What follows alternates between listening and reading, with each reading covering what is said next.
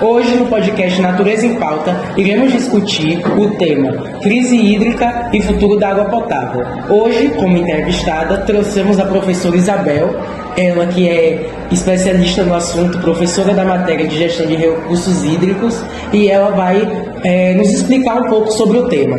Professora, como primeira pergunta, eu gostaria de saber o que acontece quando chove demais e a cidade ela não tem uma boa gestão da água da chuva? Bem, primeiramente boa tarde também a todos, né? Foi um prazer ser convidada aqui por vocês. A questão da chuva, né? Sem essa gestão adequada, acaba acontecendo os alagamentos, né? O que a gente vê muito, principalmente nos grandes centros urbanos. Devido à poluição, né, há também a questão da irregularidade da coleta de resíduos e acaba não tendo o devido escoamento e acontece os alagamentos nas vias principais, afetando o trânsito, afetando algumas construções, né, moradias, desabamentos que a gente vê sempre. E também eu queria saber o que acontece também, no caso, quais são os principais problemas quando alguma cidade ela não cuida bem dos seus recursos hídricos, quando ela não é usada com responsabilidade? Bem,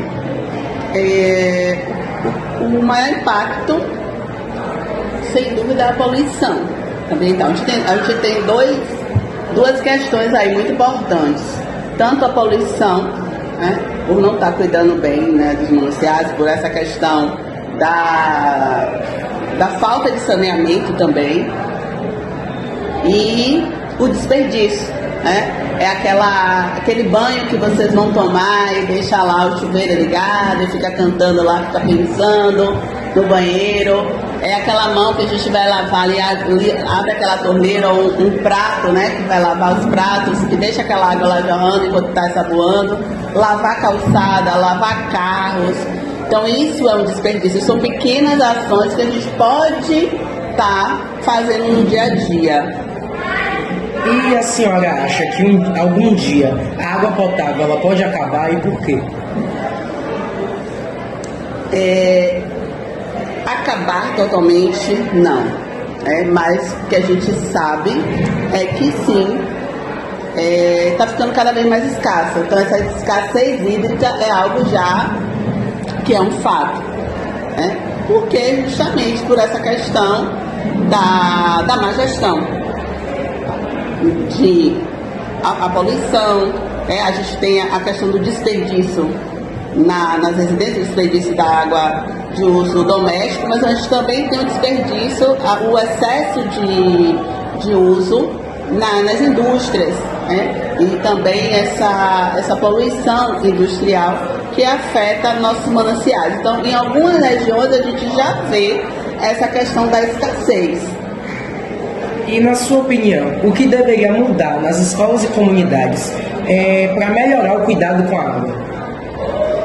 Nas escolas, sem dúvida, a educação ambiental. E essa educação ela precisa vir da base, né? Desde a educação infantil, hoje, na verdade, a BNCC ela já contempla no currículo das escolas essa área ambiental, né? Que é o meio ambiente e saúde. Mas nas comunidades eu não falaria a princípio de educação ambiental. Não tem como eu falar de educação ambiental se as comunidades, muitas comunidades não têm saneamento. Não tem saneamento básico. Então o que falta de fato são políticas públicas. Eu não posso falar, você precisa fazer a coleta seletiva, descartar regularmente seu lixo se a coleta de resíduos nem passa. É irregular ou não chega realmente a todas as casas, a todas as moradias. Então o problema aí nas comunidades vem muito mais de investimento mesmo público, de políticas públicas voltadas para isso. E quais são os maiores desafios na gestão hídrica do Brasil hoje? A má gestão, a má distribuição, a má gestão, além da distribuição desigual, também a questão da poluição. E hoje também a gente tem a questão do clima, né? As mudanças climáticas também, que vem afetando aí, né? Que é uma causa já natural nessa disponibilidade hídrica. A temperatura mais elevada, né? Ocasionando períodos de seca, de estiagem, então isso tudo vem contribuindo que, na verdade, as mudanças climáticas é um fator que vem ocasionado pela ação humana, né? É só uma resposta da natureza às ações humanas. E hoje em dia muito se fala sobre a crise hídrica. O que causa essa crise hídrica? A falta d'água, a má distribuição e gestão? A má gestão ainda. A má gestão, os impactos ambientais, a questão da gente ver o meio ambiente como algo externo, né? E até trazendo um pouco, aí voltando um pouco para a questão das escolas, é que a questão ambiental ela não tem que ser restrita ao curso de meio ambiente. Não, todos os cursos, eles precisam internalizar. Outro dia eu passei, né, e foi até com Eduarda, que um aluno de um outro curso falou assim, acho que alguma coisa estava suja no chão, ele falou, você que tem que limpar, porque é área ambiental. Não. O curso de meio ambiente, ele não é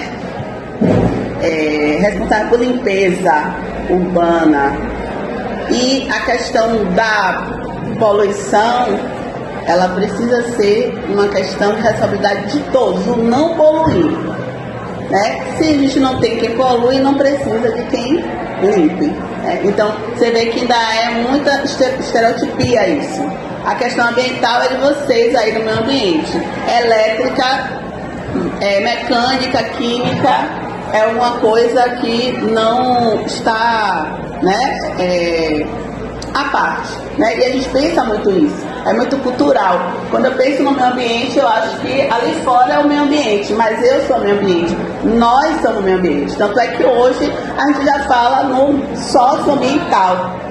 Né? Porque não tem como você separar a sociedade do ambiente. Isso é integral, é uma coisa só. E na sua visão, a água potável ela pode se tornar um recurso inacessível para parte da população? E como evitar esse cenário? Essa pergunta, né, ela é respondida com uma das perguntas anteriores com relação à falta de água, né? Sim, essa escassez ela pode acontecer, né? E por uma lei do mercado, a lei de oferta e procura, se a gente tem uma escassez hídrica, a gente vai aumentar a demanda e vai aumentar também o custo disso. Como a gente já vê, na verdade, em algumas regiões, né? As pessoas em filas para pegar água, a regularidade do abastecimento público, principalmente aqui também a gente não tem como não trazer o racismo ambiental, né? Que é também, né, essa população mais carente, a população negra, ela é mais afetada com isso. E quais são os maiores desafios para a distribuição de água nas grandes cidades?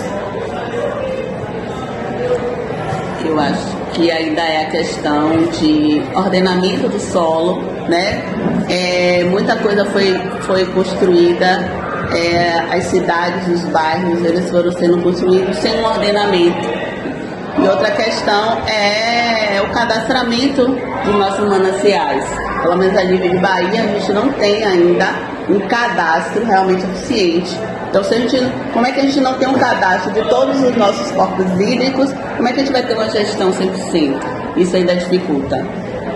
E será que algum dia a água potável seria um recurso que só as pessoas de classes mais altas, pessoas mais ricas, teriam acesso, como por exemplo a água como um item de luxo? Eu espero que não.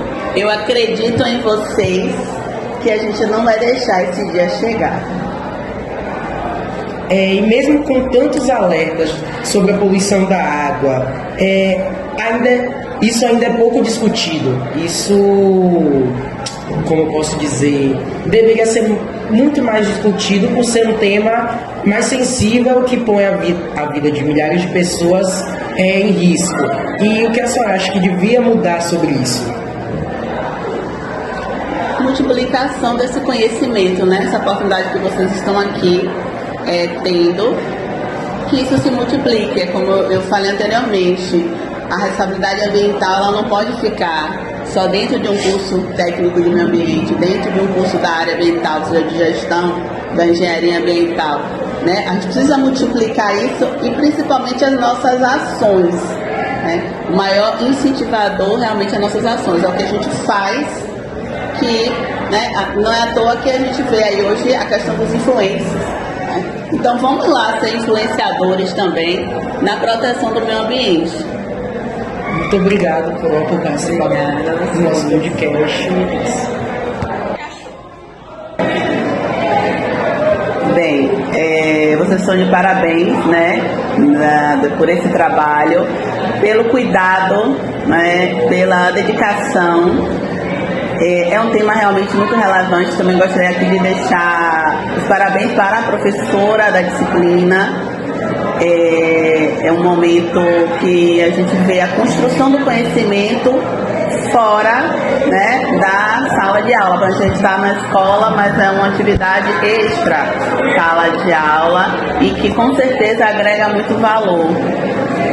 A minha mensagem eu continuo reafirmando nessa questão, né, que a gente seja multiplicadora mesmo dessa questão ambiental, que aqui não seja só um espaço de que vocês vão ouvir uma teoria para fazer uma prova e sair daqui com um certificado. Não.